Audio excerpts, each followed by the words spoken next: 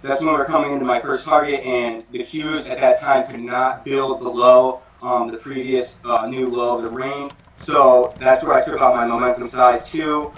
At 3, that's where I took off 66% of my runners. And then into 4, that is where I flattened out the position and looked for the next trade.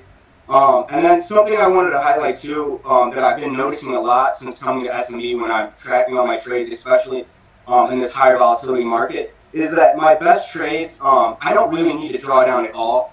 Like Shark says, I can go kind of sniper mode, really time my entries up right, and then not really need to draw down. And that's just something I really wanted to point out, because for me, that's how I'm going to keep getting better. So let's talk about that really quickly. So that point, you found for your best trading, you really don't need to draw down. Okay, that's fine. What do you need to do in order to not draw down? So when I'm not drawing down, it's because I set the trade up right. Don't get me wrong, you're still going to draw down on your losses, but my worst trades are going to be the ones that I'm giving it more room and more room and more room, and I'm letting it draw me down. Where my best trades in this market have been spots that if I'm wrong, I'm not going to let it draw me down much at all, and I'm going to move on. And that's just the theme that I've been noticing. You let the trade almost start versus anticipating the trade's going to be there. Mm-hmm. Yeah. No, that's also another great point to add. That's a really good point.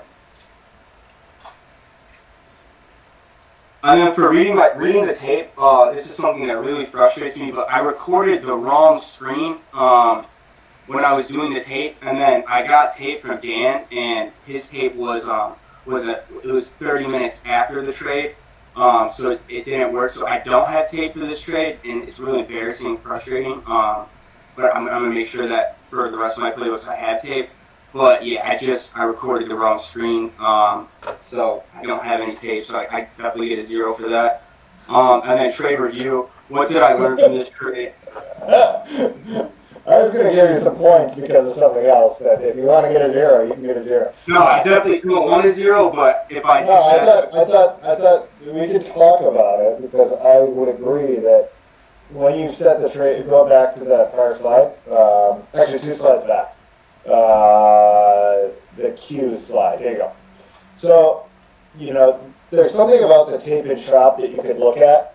The reality is you set this trade up so well that you're not really, it's tough to say, but the reality, I believe, is you're making this as a Q's trade and you're using a leveraged vehicle as shop.